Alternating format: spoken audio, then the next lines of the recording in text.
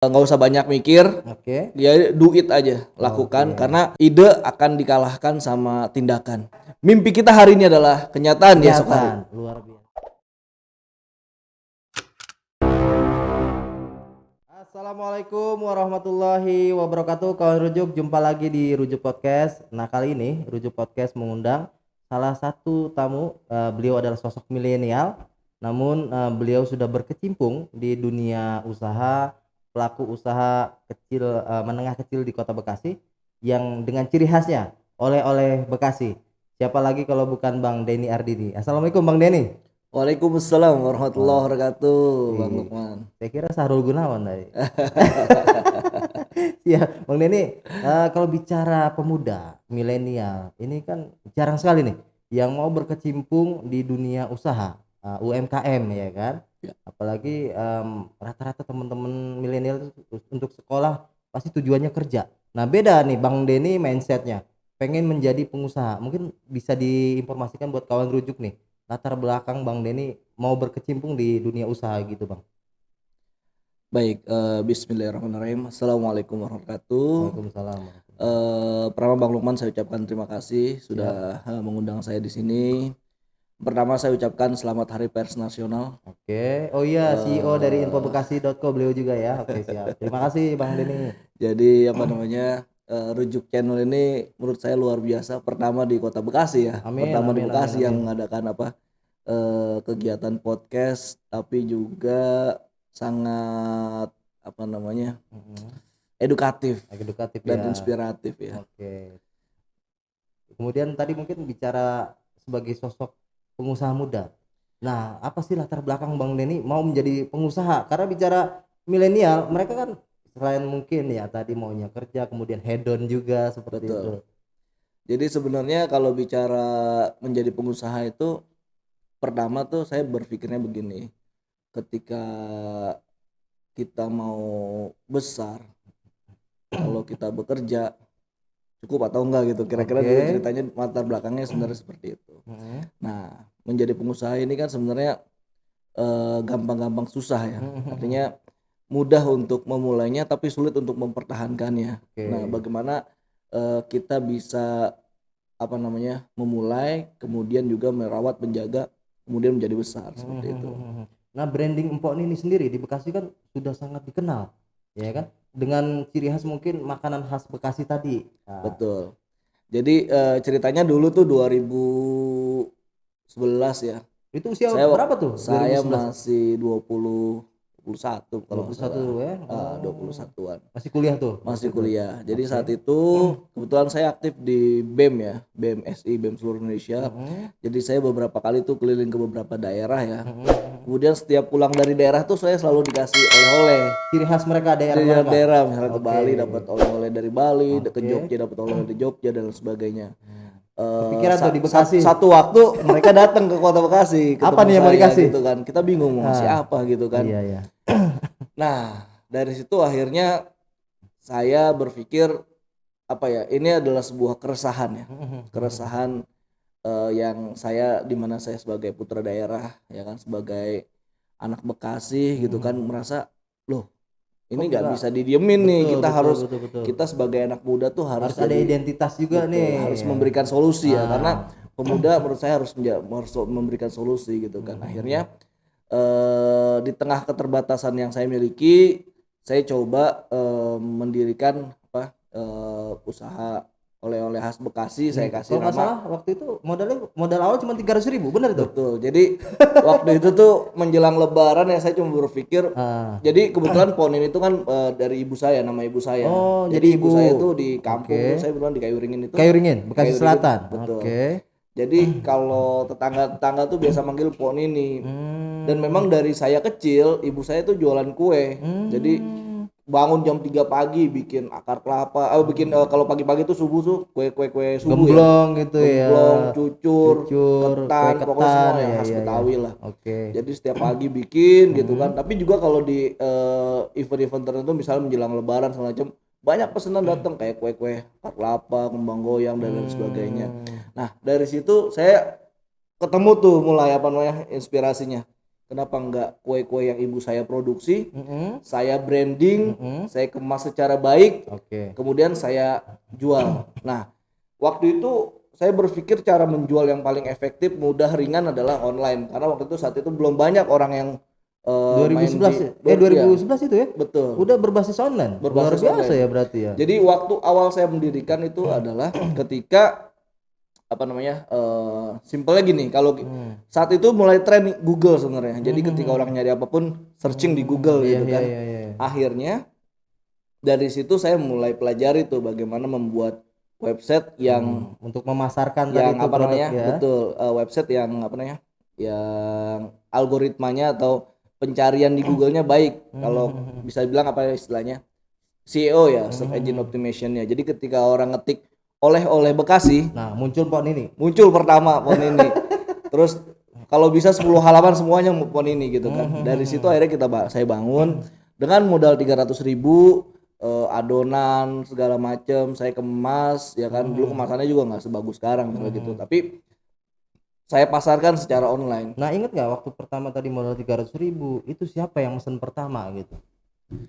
Waktu itu saya nggak tahu bahkan, karena kan jualannya online ya. Saya bikin website, Oke. ada yang mesen minta anter gitu. Waktu itu belum ada Gojek, belum ada ya, belum langsung ada mengantar ojek sendiri online. itu ke Jadi sana ya, ke lokasinya. dulu masih paket JNE segala Jen macam. paket Jadi ya, ya, ya. kita kirim gitu kan. Tapi yang pertama saya lakukan sebenarnya sebelum saya jualan adalah ketika produk jadi, kemudian saya package, Kemasan dari pengaruh tuh kemasan ya. betul, kemudian saya kasih teman-teman yang terdekat untuk mereka mengomentari, Promote dulu yang penting ya. promosi lah kira-kira enak atau Strategi enggak, marketing tuh ya. terus segala macam untuk menumbuhkan keyakinan bahwa produk ini layak dijual gitu. Oke. Kan nggak mudah juga nih mempertahankan ibaratnya kearifan lokal. Karena bicara ini kan kearifan lokal juga kan, karena bicara identitas daerah gitu kan. Betul. Makanan-makanan kayak tadi kembang goyang, kemudian akar kelapa begitu kan. Nah, masyarakat yang maaf dalam tanda kutip sudah modern, masih banyak juga yang untuk pesan seperti itu, Bang. Alhamdulillah di awal-awal malah saya coba inovasi dengan akar kelapa rasa keju, Oh, gitu. rasa coklat, Iya, iya, iya. terus ada yang warna-warni dan lain sebagainya, aneka rasa ya. Tapi fakta yang saya temukan adalah orang lebih suka yang original, yang asli. Jadi saya berpikir terkadang inovasi perlu, Oke. tapi pasar lebih Jangan penting. lupakan original ya, originalitasnya ya. Betul. Jadi akhirnya sampai di tahun awal-awal saya rasakan orang tetap cari yang original, akhirnya saya berpikir inovasi perlu, tapi apa namanya, membangun, menjaga ya, melestarikan sebuah keoriginalitasan juga itu penting, apalagi ketemu sama pasarnya, ternyata pasar lebih suka yang original. Betul, betul. Bang ini. Baik, kawan rujuk, kita kembali berbincang dengan CEO atau pemilik dari branding Empok Nini, oleh-oleh khas Bekasi. Tadi sebelum break kita sempat berbincang berdirinya Empok Nini ini Bang Denny cuman bermodalkan 300.000 ya, Bang ya. Iya. Nah, betul. itu dari awal modal 300.000 itu belum ada pegawai, masih sendiri ngolahnya gitu dengan orang tua waktu itu. Betul, waktu itu jadi tim produksi saya dibantu sama ibu saya gitu kan. Kemudian untuk marketing saya full megang marketing, artinya bagaimana ini produk setelah kita produksi bisa terjual gitu. Oke. Nah, seiring tahun ya kan, mungkin berdiri 2011 sampai dengan saat ini 2021. Ini kan mungkin semakin dikenal branding Empok Nini. Betul. Nah, pemasarannya sendiri sampai apakah se-Indonesia atau se-Jawa Barat atau bahkan sampai ke luar negeri juga gitu? Alhamdulillah sih kalau bicara apa namanya, penyebaran pasar ya, hampir kayaknya seluruh pulau di Indonesia sudah ngerasain. Sudah ya, Dan ke luar negeri juga banyak juga ya teman-teman dari Bekasi gitu kan, yang apa namanya, ngebawa produk saya ke luar negeri gitu. Betul. Terakhir saya melihat foto itu dapat di Belanda. Oh, di Belanda ya? Ada yang foto. Luar biasa, kebanggaan juga tuh Empok Nini sampai Belanda juga. Artinya begini, saya cuma berpikir mungkin nggak dianggap sama orang, tapi buat saya makanan khas Betawi Bekasi bisa sampai ke luar negeri itu merupakan apa ya, satu bagian yang buat saya mungkin orang anggap sepele, tapi saya bilang ini karya. Nah, bicara pemerintah, Bang, karena ini kan UMKM ya. Betul. Pasti kan pemerintah juga harusnya lebih memperhatikan juga UMKM gitu. Ada sinergi nggak, Bang, dengan pemerintah Kota Bekasi terkait mungkin pengembangan Empok Nini sendiri Bang. Ya, alhamdulillah sebelum pandemi sih ketika tamu daerah banyak ya, alhamdulillah hampir di seluruh dinas itu ketika bicara ada tamu pasti Oleh-olehnya pulangnya selalu bawa Empok Nini. oleh-olehnya dari Ponini gitu. Oh, gitu. Iya ya. Tadi apa saja sih produk jenis dari yang oleh-oleh khas Bekasi yang diproduksi Empok Nini, Bang? Ya. Jadi Ponini ini punya 7 produk ya. 7 produk. 7 produk. Oke. Yang pertama ada akar kelapa, kembang goyang, biji ketapang, telur gabus, dodol Betawi dan bir peletok. Bir peletok kita punya 2 versi, ada bir peletok yang botol cair langsung minum dan serbuk. Artinya kalau misalnya Bisa di diseduh pesawat ya? diseduh. Kalau di pesawat repot karena bawa botol-botolnya pun beling karena kan kita nggak pakai yang plastik karena apa namanya? Kita menjaga rasa Menjaga rasa ya. dengan Sekarang botol. pegawai sendiri udah berapa nih, Bang? Alhamdulillah berjalan ini kita sudah ada 10 orang lebih. 10 orang ya. Jadi tiap hari tuh produksi terus. Alhamdulillah. Saat ini sih agak berkurang ya, Agak berkurang nggak karena setiap pandemi hari. ya? Pandemi efek juga. Kita ngerasain UKM tuh paling berasa efek, apalagi kebetulan sebenarnya oleh-oleh itu kan apa? Proponin ini kan sebenarnya produk pariwisata ya. Iya, iya, iya. Di tengah kondisi kekinian ini Iya. agak berasa tetap Jadi kena orang efek luar yang gitu. datang ke Bekasi pengen ciri khas ya pasti Empok Nini gitu kan. Betul. Karena mungkin kondisi pandemi jarang juga yang datang ke kota Bekasi gitu ya. Berdampak juga ya. Betul. Oke. Nah, untuk menyikapi itu, Bang, bagaimana? Mungkin ada terobosan-terobosan mungkin secara pemasaran, mungkin lebih pengembangan tadi dengan online, berbasis online lagi Ya. gitu. Jadi PON ini kan sebenarnya selain UKM yang berjuang melestarikan budayanya melalui makanan, juga saya berpikir ini usaha adalah pemberdayaan masyarakat. Karyawan saya semuanya adalah masyarakat sekitar dekat rumah produksi Ibu-ibu kami, rumah tangga ya. ibu-ibu rumah tangga. Oke. Jadi bahasa simpelnya begini, ibu-ibu rumah tangga di Lingkungan ya? kampung kayak kampung Betawi itu kan biasanya siang itu tinggal ngerumpi terus apa namanya nyari kutu bareng-bareng. Iya. Nah, ini ada kerjaan nih. Nah, kita Berdayakan ya. kita berdayakan, kita alihkan dengan memproduksi kue Betawi yang kita produksi gitu kan. Tetap sambil ngerumpi. Tapi ada manfaatnya. Tapi ya saya cuma berpikir simpelnya adalah usaha yang saya bangun ini kan mudah-mudahan bukan hanya sekedar bermanfaat untuk saya sendiri tapi juga bermanfaat untuk banyak orang gitu. Betul. Tujuannya kembali lagi bahwa masyarakat sekitar juga punya dampak buat manfaatnya. Tadi ya merasakan manfaatnya ya. Yang tadi ketika bicara pandemi semua berefek pasti. Semua usaha hampir semua teman-teman UKM teriak lah. Jadi omsetnya nih, mohon maaf nih, buka-bukaan dikit, Bang. Sebelum pandemi mungkin per bulan omsetnya berapa, Bang? Saya per bulan itu bisa di atas 80. Di atas 80 juta ya omset itu ya. Nah, sekarang pasca pandemi ini drastis turun. Drastis.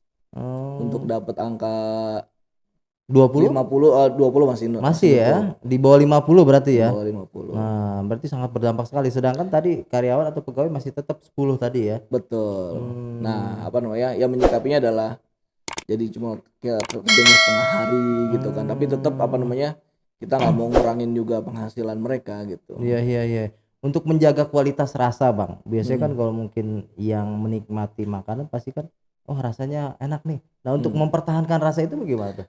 Kebetulan dapur PON ini nih PON ini kan apa namanya ibu saya itu betul-betul perempuan Betawi asli Kayu Ringin. Iya, jadi lidahnya udah ngena banget tuh buat ngerasain makanan-makanan gitu ya, nggak berubah itu. gitu ya. Kedua, ternyata saya punya cerita juga, nenek dari ibu saya di kampung Kayu Ringin itu namanya Nyai Jenong adalah pedagang kue terkenal di kota Bekasi, di Bekasi. Jadi emang cikal bakalnya udah ada dari nenek dulu. Jadi memang kalau bisa saya bilang ini resep warisan. Resep warisan keluarga yang apa namanya? Yang betul-betul mempertahankan cita rasa Betawi Bekasi.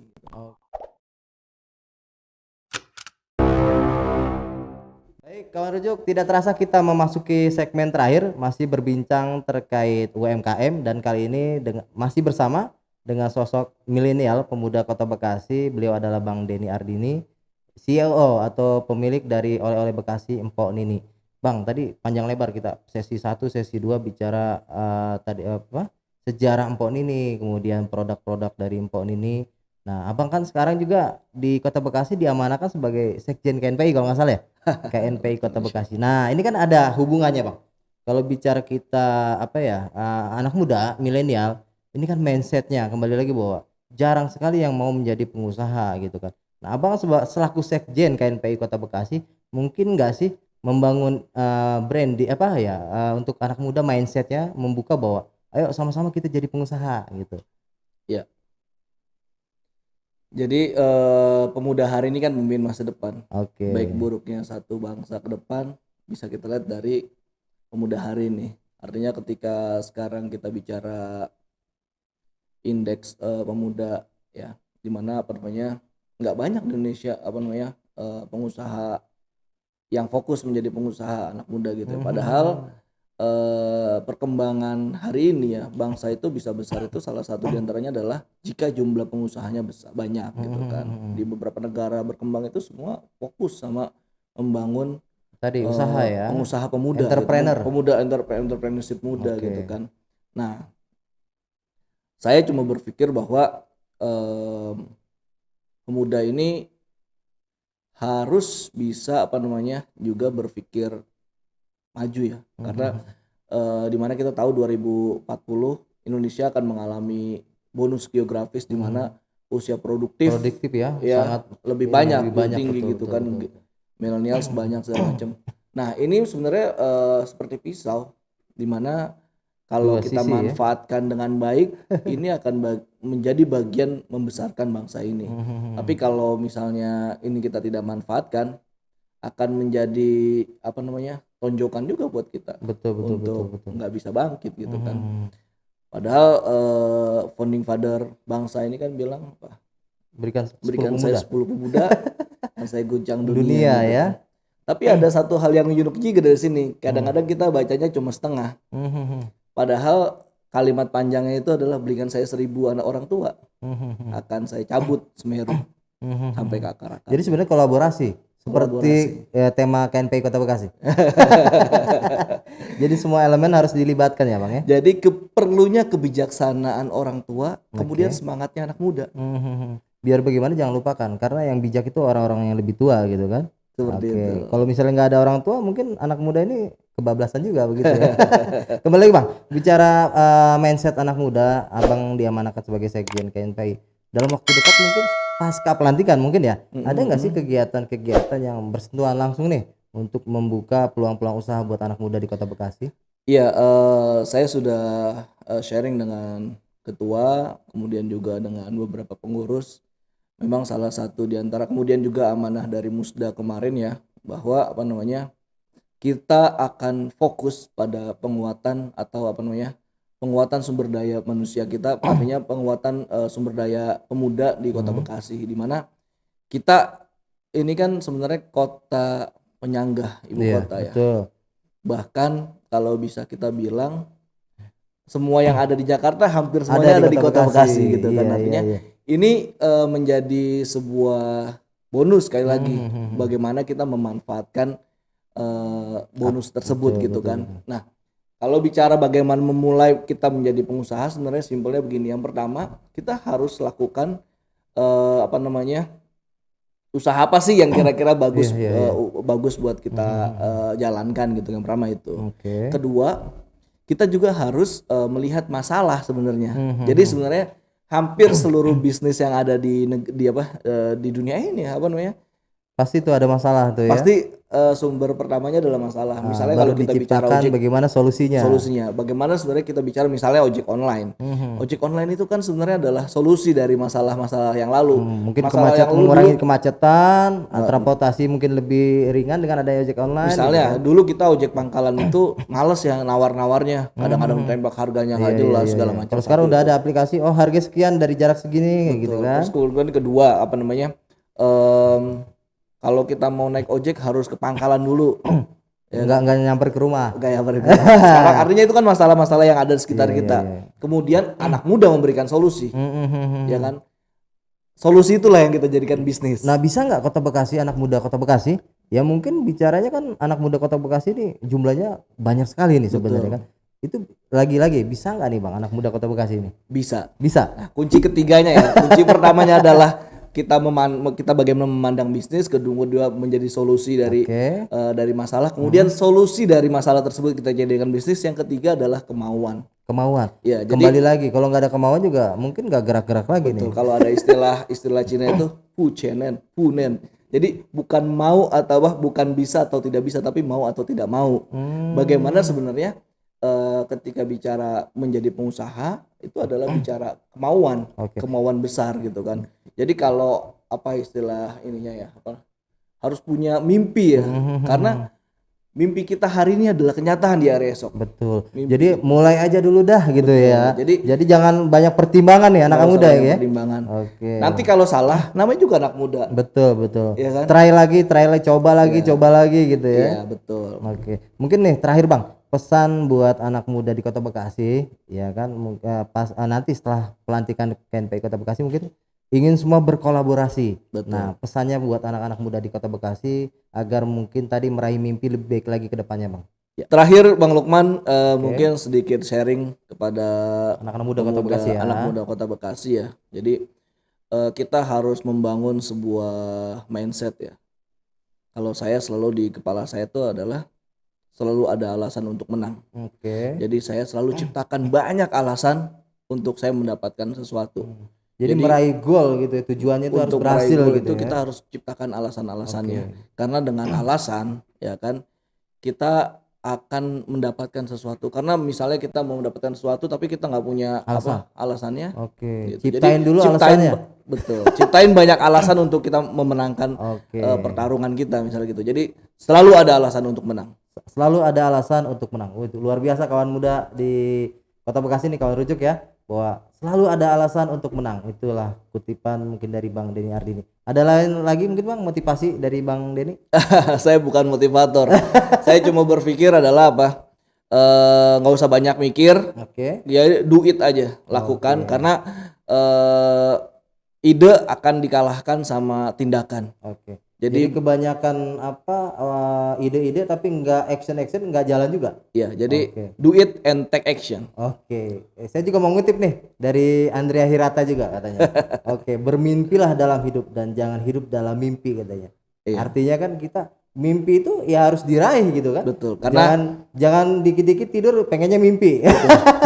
karena mimpi kita hari ini adalah kenyataan di esok hari. Kenyataan, luar biasa. Terima kasih Bang Denny sudah hadir ke studio Rujuk Podcast. Sehat selalu ya Bang Denny ya. Amin, Ya, amin. jangan lupa nanti pasca pelantikan bersama dengan Bang Mardhani Ahmad ya, ketua ya. Insyaallah, Kita talk show lagi nih. insyaallah, Baik. insyaallah. Siap. Demikian kawan rujuk perbincangan kami dengan Bang Denny Ardini. Beliau adalah CEO dari Mpok Nini oleh-oleh khas Bekasi. Jangan lupa dukung channel Rukun Jurnalis Bekasi dengan cara like, komen, subscribe, dan share sebanyak-banyaknya. Gue Muhammad Lukman undur diri. Wassalamualaikum warahmatullahi wabarakatuh.